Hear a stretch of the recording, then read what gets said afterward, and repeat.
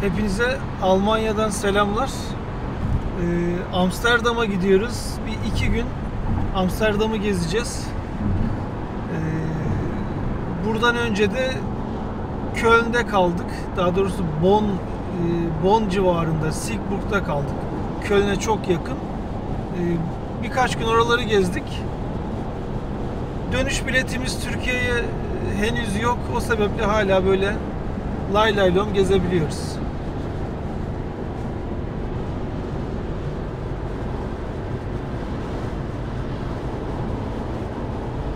Türkiye'de geçerli bir ehliyetiniz varsa Avrupa'da da böyle hani gezerken o ehliyeti kullanabiliyorsunuz.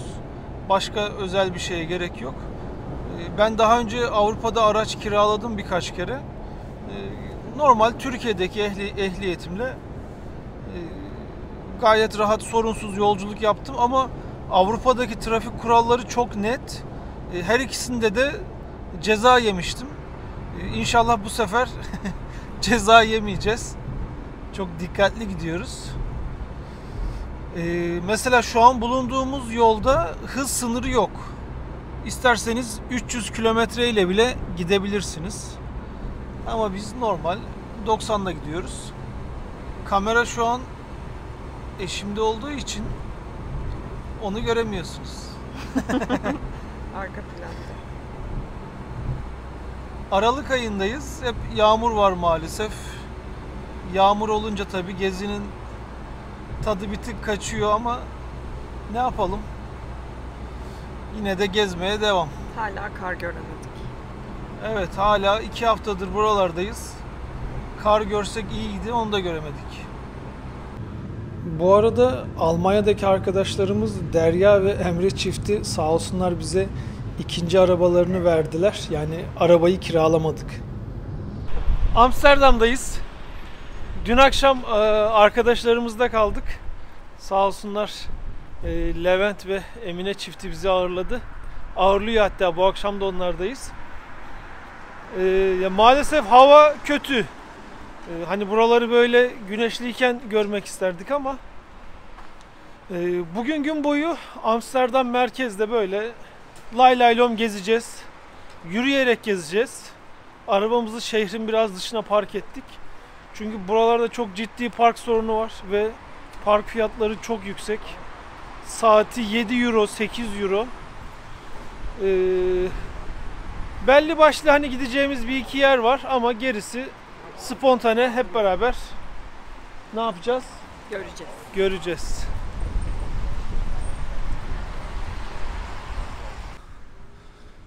Amsterdam tabi kanallar şehri. Tabi bu kanal pek güzel değil ama bunun gibi onlarcası var. Gün içinde muhtemelen bolca göreceğiz. Avrupa şehirlerinde tabi bisiklet kullanımı çok yaygın. Ama Amsterdam herhalde onların zirvesi olabilir. İnanılmaz çok bisiklet kullanan var. Hani sabah 6'da 7'de kar, yağmur fark etmeksizin insanlar bisikletle işlerine gidip geliyor.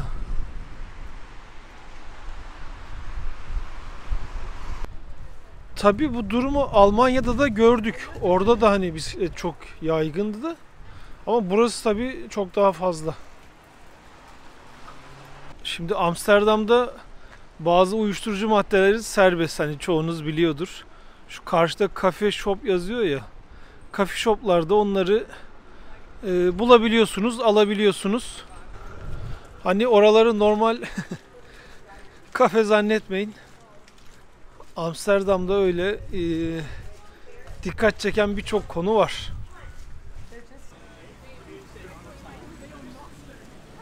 Öncelikle bisikletin yayadan bile daha fazla önceliği var.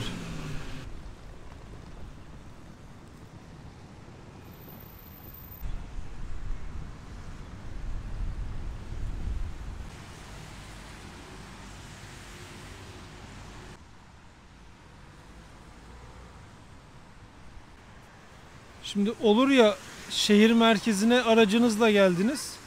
Bu tarz park yerlerine bıraktığınızda bu otomatlardan ücretini ödemeniz gerekiyor. Saatliği 6,5 euro gösteriyor.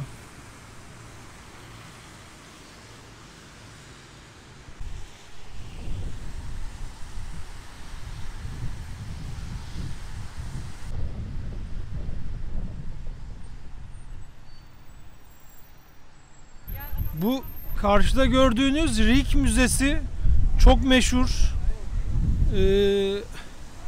Ama maalesef bizim sadece bir günümüz olduğu için müzeye vakit ayıramıyoruz. Çünkü müzeye gitse en az 3 saatin gidecek. Van Gogh Müzesi'ne gitmek istiyordum çok ama Amsterdam'a gelmeye tekrar bahanemiz olsun diye müze işini öteliyoruz. Ama Amsterdam'a hani merkeze geldiğimizden beri her tarafta çöp görüyoruz ya. Bu mesela suyun içinde de var. Hani bugüne has bir şey mi yoksa Amsterdam'ın geneli böyle mi, merkezi? Ondan henüz emin olamadık.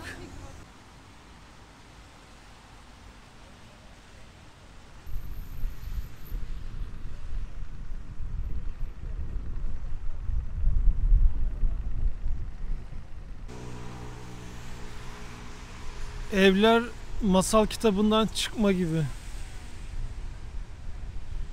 Şehirde yaşayan insanlardan çok bisiklet varmış. Şehir nüfusu yaklaşık 810 bin ama bisiklet sayısı 1 milyona yakınmış. Yine merkezde ünlü markaların olduğu bir caddedeyiz. Artık bu kanalların daha sıklaştığı tam böyle cafcaflı yerlere gidiyoruz.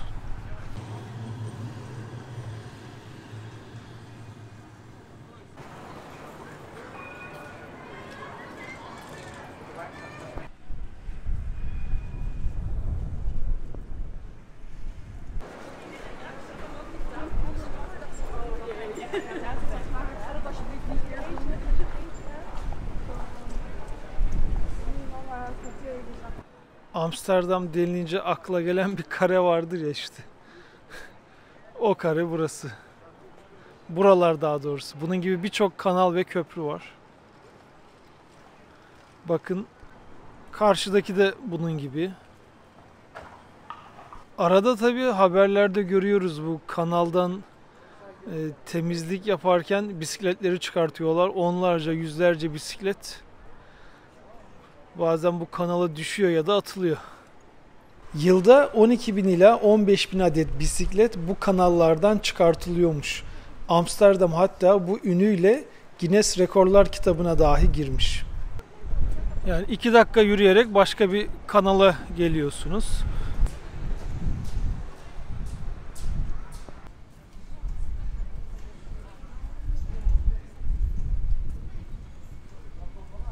Tabii buraya bahar aylarında gelmek daha güzel olacaktır.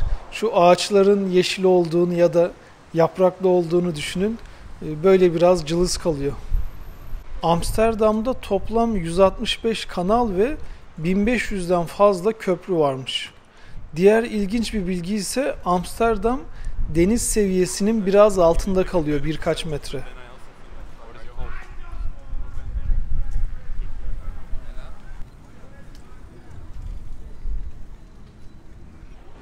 Nihayet bisiklet girilmeyen bir caddeye geldik.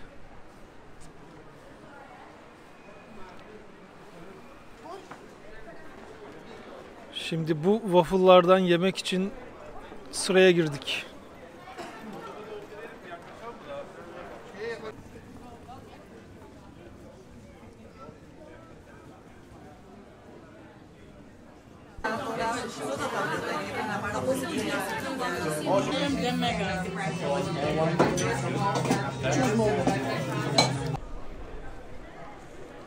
Allah.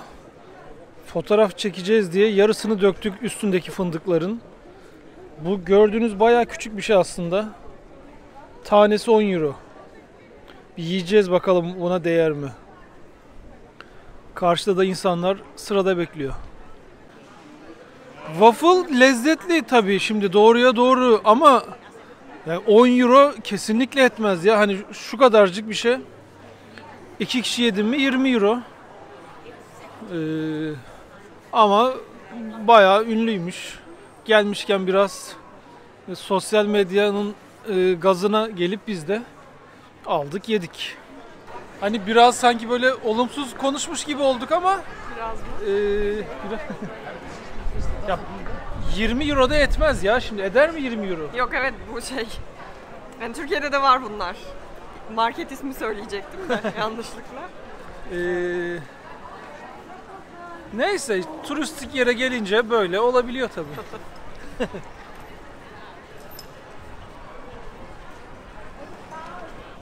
Hani yine aynı örneği vereceğim ama bizim İstiklal Caddesi gibi düşünebilirsiniz. Bu cadde gibi hani sağlı sollu, bunun paralelinde birçok cadde var.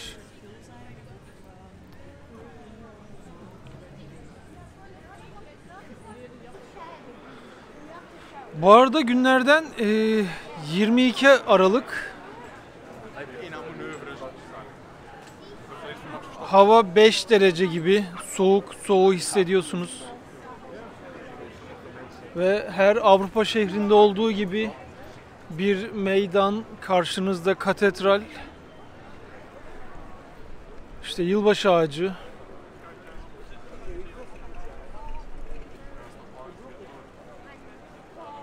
Amsterdam şehir merkezi hani diğer bu gezimizde gittiğimiz yerlere göre birazcık hani pis demeyeyim ama çok temiz gelmedi.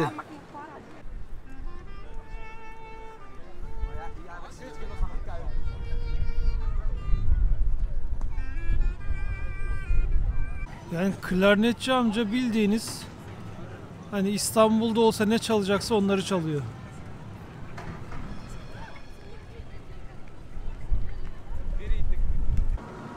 Bu arada Dam Meydanı'ndayız.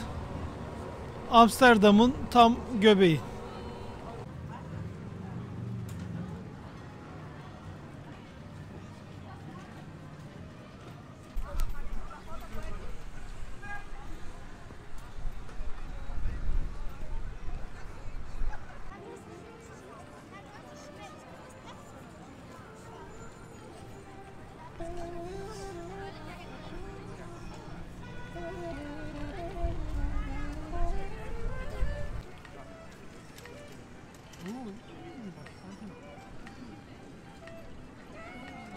Tabii Amsterdam'ın meşhur yerlerinden biri de Red Light District.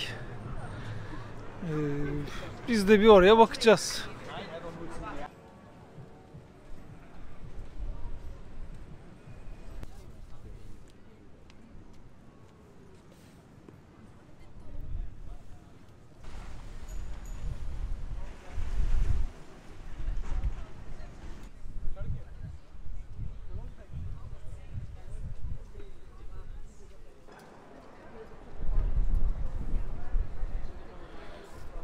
Bu kenarlarda sağlı sollu o red light'la ilgili yerler var. Amsterdam'da bir tuvalet problemi de var. Yani umumi tuvalet bulmak bazen çok zor oluyor. Hani fast food restoranlarına gittiğinizde ücretli oluyor. Hadi ücretini geçtim. Sıra oluyor. Hatta bunun için uygulama bile yapmışlar. Tuvaletleri gösteren uygulama varmış. İşte bu da böyle bir bilgi.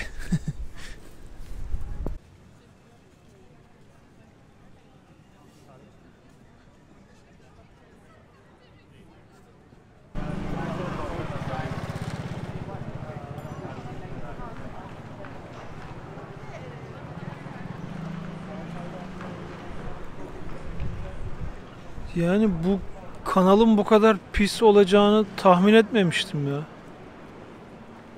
Yani Amsterdam o anlamda biraz üzdü.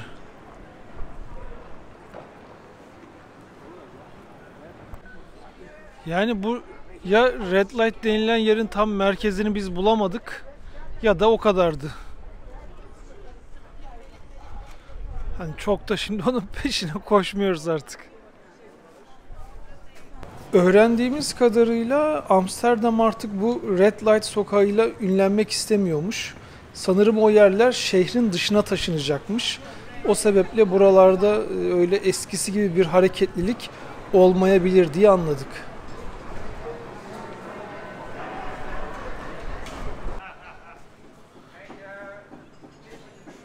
Chinatown bölümündeyiz.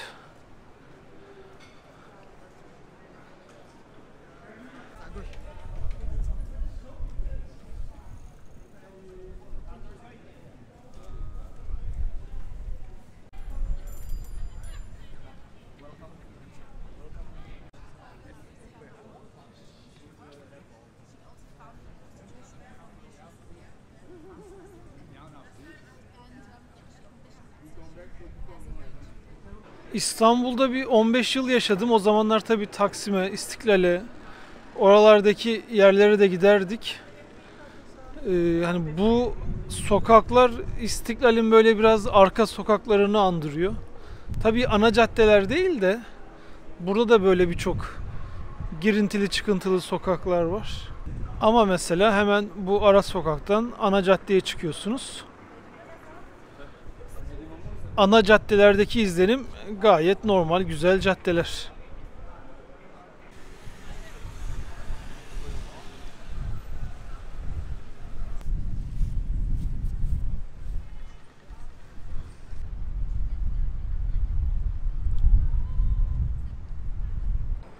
Şimdi o kadar çok bisikletli görüyorsunuz ki birçok yerde bisikletinizi buraya park etmeyin diye uyarı var. Hollanda'da kumarhanede serbest. Yani kötülüklerin anası diyebileceğiniz her şey burada var. Artık yavaş yavaş arabamıza doğru gidiyoruz.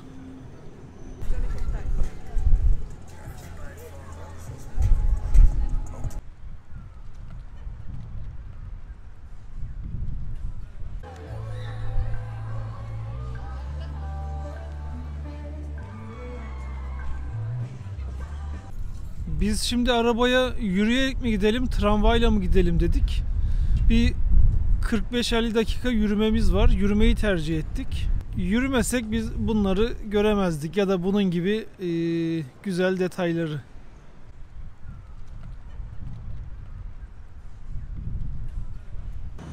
Yalnız şehri çok güzel süslemişler. Hani hakkını vermişler.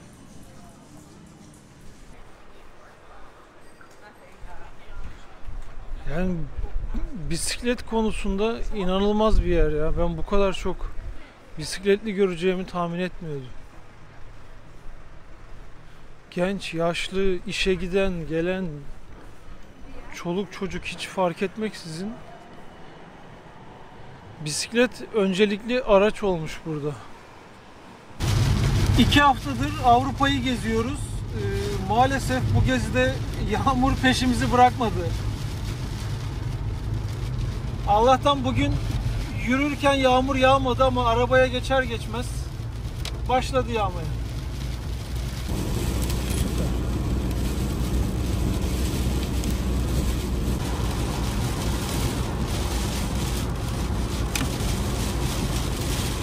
Sabah erkenden kalktık.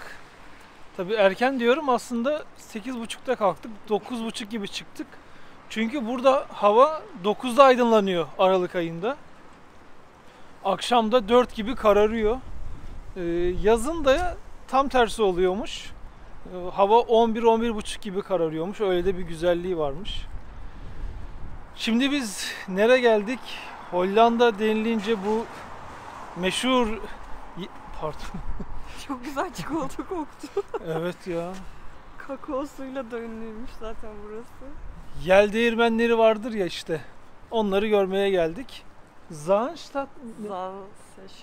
Zahnstadt muhtemelen yanlış telaffuz ediyoruz.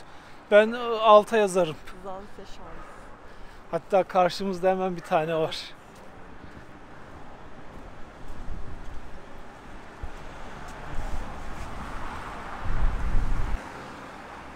Bu arada Amsterdam şehir merkezinde hani araçla 20 dakikalık bir yer burası. Öyle uzakta, şehrin dışında değil. Birazdan bundan böyle daha fazlasını göreceğiz. Bakın burası ayrı bisiklet yolu ve bisikletler için de trafik lambası var. Yani ulaşım resmen bisikletlere ayrıcalıklı olarak dizayn edilmiş.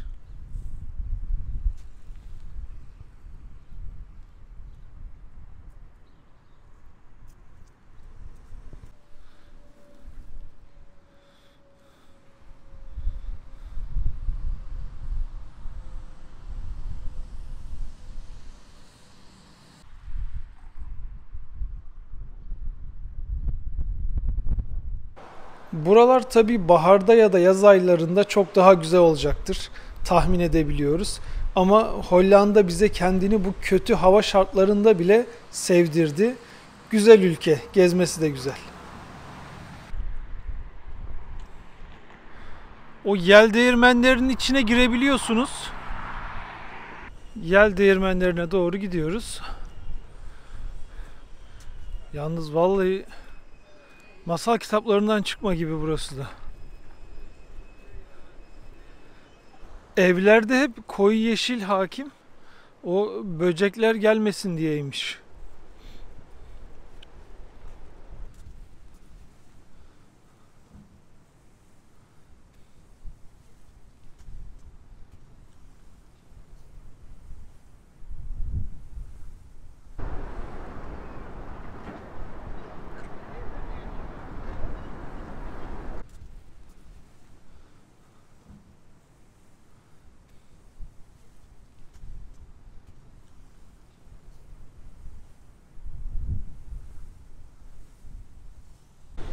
Bir tanesine giriyoruz. Burada bir şeyler de satıyorlar.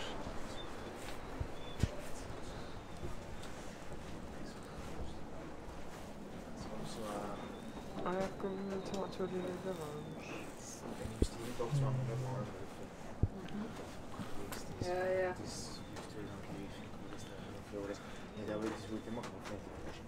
Oh, dan ga je dat dadelijk wel even doen. Dan ga je dadelijk even op je hoofd hier. Nou, dan is het goed. Een beetje op je hoofd nog.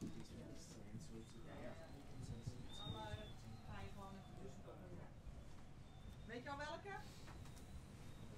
Nee, welke je gaat halen? Alles nodig hebt. Ik wil klussen met alle dingen bewaren wat je niet nodig hebt. Burada ahşap terlik de yapılıyor, ayakkabı yapılıyor. İşte hediyelik süsler var demin girdiğimiz yerdeki gibi. Küçük bir köy, köye giriş ücretsiz. Ama şu yel değirmeninin tepesine çıkmak isterseniz bir 5-6 euro ücreti var kişi başı.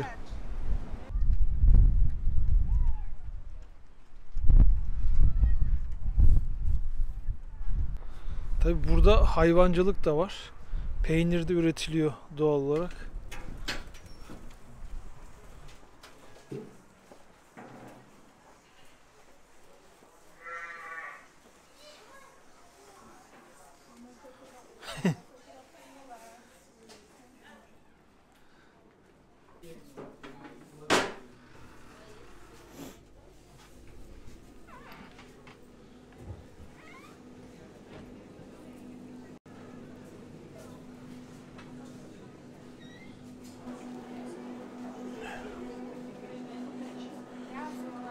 ...300 gram 15 euro.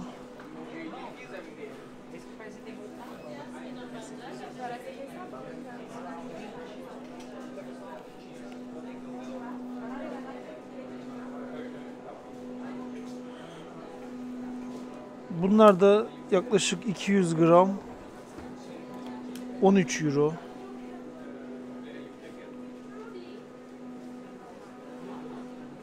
Envai çeşit peynir. Tadım da yapabiliyorsunuz. O ücretsiz.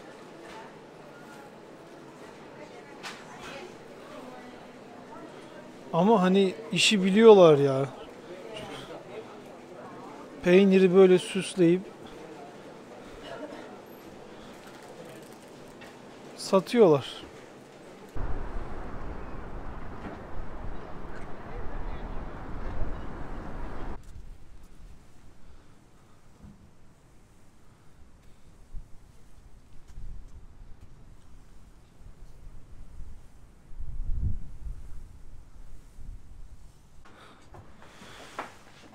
Şunlardan bir tane aldık buradan hatıra kalsın diye. Have a nice day. Hollanda için, Amsterdam için tabii ki böyle 24 saatin yetmesi mümkün değil. Ama bu gezide şartlar bunu gerektirdi. Zaman biraz kısıtlıydı. 24 saatte Amsterdam merkezi gezdik.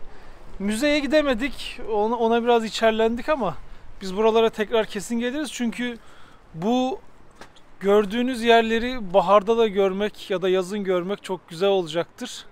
Özellikle burası yel değirmenlerinin olduğu yer çok iyiydi. Yolunuz bu taraflara düşerse burayı kesinlikle es geçmeyin. Aynı zamanda tamamen ücretsiz. Hava şartları kötü olsa da biz Amsterdam'ı sevdik. Amsterdam merkez bizim hani İstanbul gibi hep hareketli 7/24. Ama oradan 20 dakika mesafede böylesine sakin yerler de var. Bu civarda yine gidilecek birkaç yer daha var ama bu havada gitmeyin dediler.